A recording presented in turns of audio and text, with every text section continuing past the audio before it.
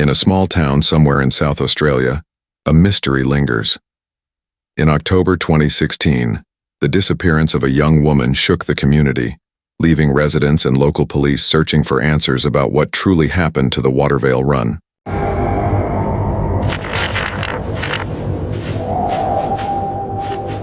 There is no denying that Australia is as stunningly beautiful as it is unique, from its weird and wonderful wildlife to its rich and diverse landscapes.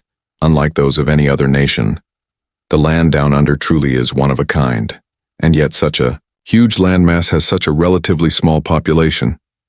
The country's interior, known as the Outback, is a boiling, inhospitable desert, and so more than 24 million people live their lives around the outskirts, in more forgiving climates which range from tropical to temperate, many towns and cities of vast distances apart, divided across just 6 states, a truly fascinating place.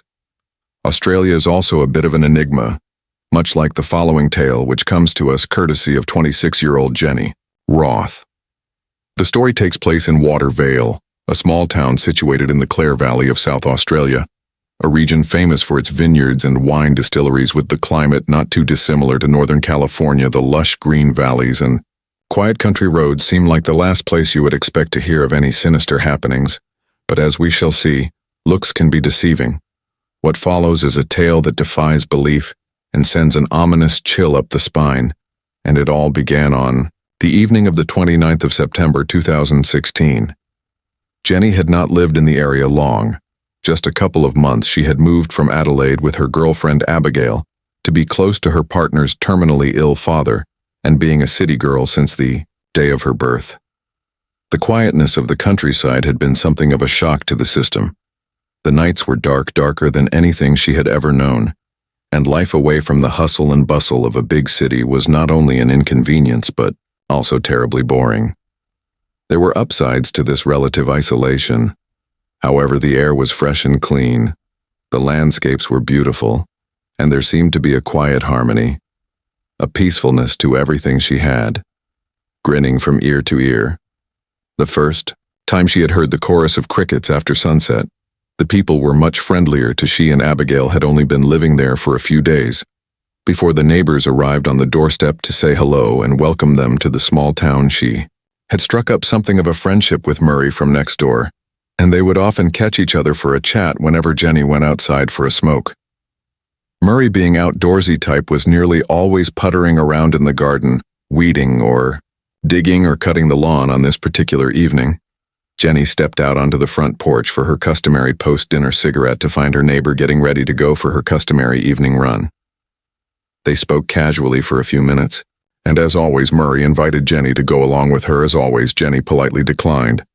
It wasn't that she was averse to running as such, but as it was just after 6 p.m. in late September, the sun would be setting in little over an hour, and she already found the darkness and remoteness of the countryside unnerving as it was. "Suit yourself," said Murray. "See you later." And with that, she hopped off a porch and jogged away. Jenny lit her cigarette and inhaled deeply as she watched her neighbor leave. She knew where Murray would be heading. Hurry usually took her outside the small town of Watervale, along miles of dusty country roads surrounded by open fields speckled with thickets of trees and small woodlands. Beyond all that loomed a massive expanse of grassland, an untamed bush with only a few pockets of civilization dotting the landscape. As wide open and stunning as it was intimidating, Jenny could well appreciate why Marie insisted upon our evening runs, and wondered briefly whether she could ever get used to living in a place like this. It was a nice change from what she and Abigail were used to, but something about this town made her feel exposed both mentally and physically. In the end, she decided no. Besides anything else, there wasn't enough in this small town to keep her occupied. Watervale was just one of those places when nothing ever happened, and with that thought still echoing somewhere in the recesses of her mind, she stubbed out the butt of her cigarette and headed indoors, completely unaware of just how wrong she would be. The morning of the 30th. The September started out bright and clear, and Jenny was pulling freshly laundered clothes out of the washing machine, ready to hang out on the line in the backyard.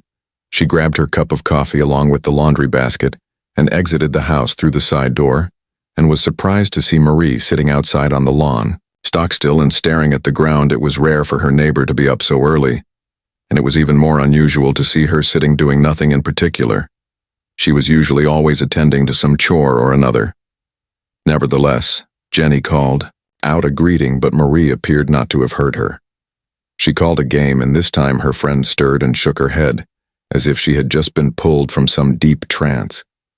Marie apologized, saying she must have been miles away, but this was all she said before she slipped back into reverie.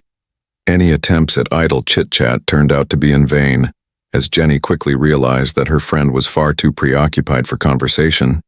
So instead she proceeded to hang out her washing, but every now and then she glanced over the fence at Murray, who continued to sit there in silence, frowning at the ground. Something was indeed troubling her before heading indoors. Jenny stopped and considered her neighbor for a moment, then asked if everything was okay. "I'm fine," came the reply. But the thickness of Murray's voice as she spoke suggested otherwise. Needless to say, Jenny was not convinced, and decided to push the boundaries of their newly formed friendship by probing what was on her mind. It took a little persuasion, but after a minute or two of gentle encouragement, Murray's shoulders finally drooped in resignation, and she let her too soft but audible sigh. "You won't believe me." But then Roger didn't either. "So what the hell?" Somewhat apprehensive, Leah. She began to relate what happened the night before. She told Jenny that whilst on her run the previous evening, she had been out a couple of miles west of Spring Gully, as the sun was just touching upon the horizon, when she looked out across a wide open field to see 3 objects hovering close to the ground, about 300 meters away from where she was. She had stopped dead. Martha gaped, just watching as they floated still and silent. They stayed there for about 2 or 3 minutes before moving off, slowly disappearing over the tree line at the other side of the field. Marie went on to say that they were not like any aircraft she had ever seen before. They were each about 50 feet wide, metallic, and circular in shape, and they didn't make any sound whatsoever. Even as they moved, even though she expressed that she didn't believe in aliens, she firmly believed that what she saw was not of this world. There was just something unnatural and ominous about the way they behaved, which had deeply affected her. Jenny did not doubt her friend's story. Not only was she open-minded about the possibility of aliens and UFOs, having seen some strange things as a child, Marie had seemed sincere and genuinely disturbed by her experience as a result. She held off running for a while afterwards, and it would be a couple of weeks before she worked up the courage to head back out that way. But gradually things did return to normal. Marie's husband, Roger, on the other hand, didn't believe her, but that mattered little to her. Their relationship was strong enough for them to be open and honest with one another, and in any case she didn't need other people to believe her. She knew what she had seen. Her only hope was that she would never see them again, and for a while at least that much was true. Then, at around 9:30 p.m. on the 21st of October, Jenny and Abigail was sat on the sofa watching TV when they heard a knock at the door. It was Marie. She was bent forwards and gasping for air. Her husband, Roger, was stood behind her with a disapproving look on his face, and when Jenny asked them what was wrong, he apologized for bothering them so late, and then said in a rather dismissive tone that his wife had been hallucinating again. Breathlessly, Marie told him to shut up, then turned to Jenny and said they were there again. It seemed the objects had returned. According to Marie, she had been running next to the same field where she had seen him the first time, when they suddenly appeared out of nowhere. Quite literally, 1 minute. There was nothing there.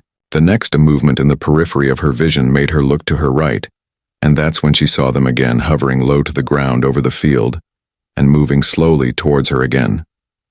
She stopped dead in her tracks, and was at first, too stunned to move, but eventually panic got the better of her, and she ran to a nearby thicket of trees, dived into the brush, and ducked out of sight. The objects continued to move in her direction, but as they'd reached the trees, they passed directly over her head and disappeared from view. She waited for at least an hour before leaving the small wood.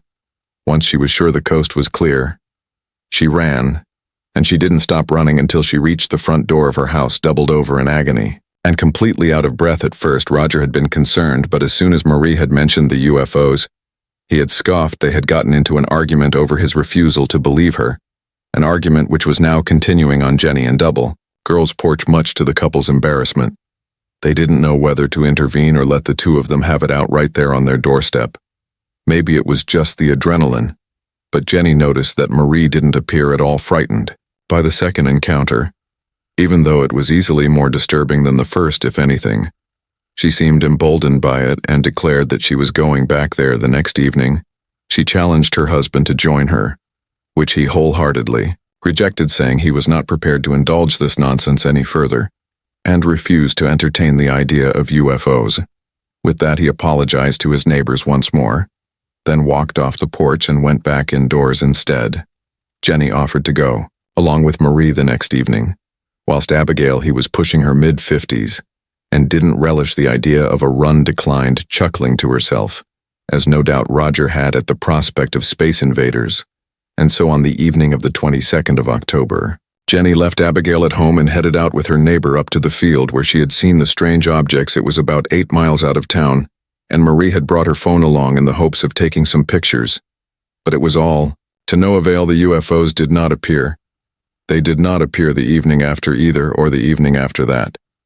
And after 5 days, Jenny, who had gone with Marie every night since, decided to throw in the towel, although she believed her neighbor was telling the truth about what she had seen. Her girlfriend was beginning to feel a little neglected, and had asked her to stop spending so much time with their neighbor. Marie understood, of course, but was determined to prove her husband wrong and continued to run out to the field every night afterwards. It was a course of action that would end in tragedy.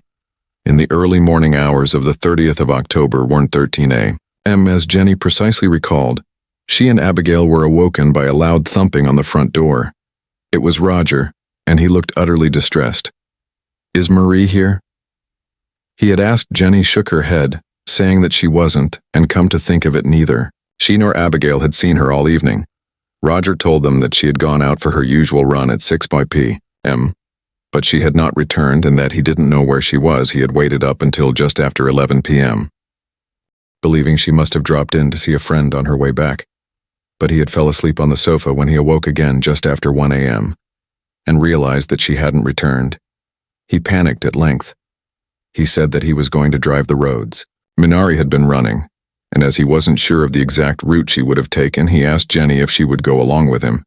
Even though it was late, both she and Abigail agreed to help. It took them about an hour to reach the field where Marie previously said she had seen the objects, mostly because Roger had been driving a walking bead calling out her name and shining his torch into the fields and hedgerows. There was no sign of her whatsoever as it was getting on for 4 a.m. They had to abandon the search and drove back to town, hoping against hope that they would find Marie at home safe and sound.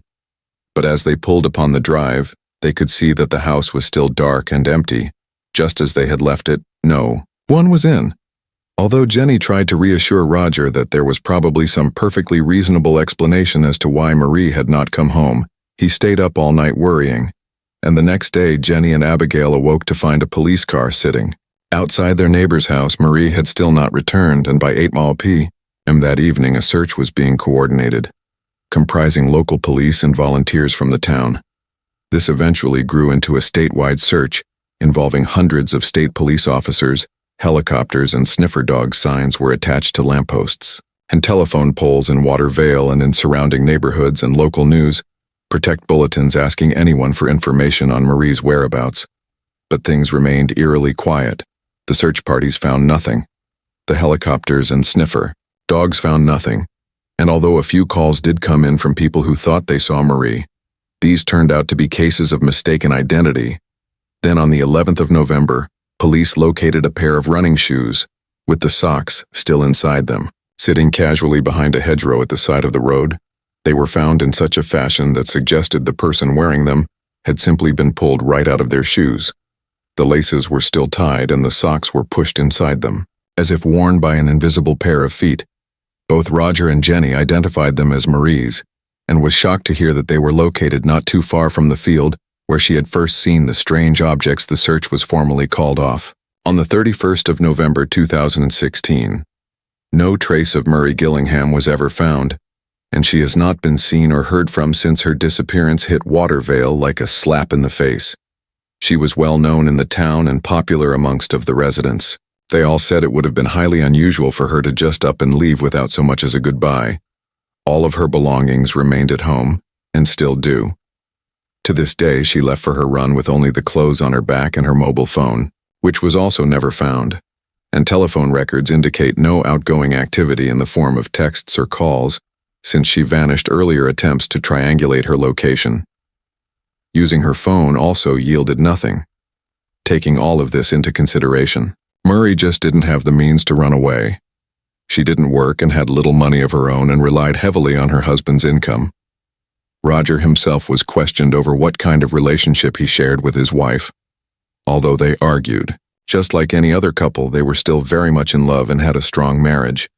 He was ruled out as a suspect fairly early on, due to lack of any evidence or a motive suggesting he had been involved in her disappearance, and the fact that other people attested to his upstanding character and gentle nature. The general consensus in the town is that Murray was kidnapped whilst on her run, and possibly raped and murdered, and although police have not publicly stated this to be the case, it is by most accounts what they suspect. There is no evidence to suggest foul play. However, no signs of a struggle were found, no traces of blood or cadaver odors were picked up by the dogs, and there were no suspect tire tracks suggesting a vehicle had been in the area other than Roger's, of course, when Jenny and Abigail went to search for her. The investigation is still ongoing, and many believe that only time will tell. Jenny, on the other hand, believes differently. She believes that, no matter how much time passes, Murray, or what possibly remains of her, will never be found. She has no doubt that her neighbor was abducted, but the question on her mind is not by who, but by what. She still lives in Watervale, with her girlfriend Abigail's father passed away in May 2017, and they now have no reason to stay, and yet something is keeping her there. Maybe it's guilt. Maybe it's that she feels duty-bound to stay and support Roger in his moment of need. Or maybe she just misses her friend. She did not realize how close she and Murray had become until after she was gone. And there is not an evening that goes by where she does not step out onto the porch before retiring to bed and looks across to her neighbor's house, hoping to see that familiar smiling face looking back at her.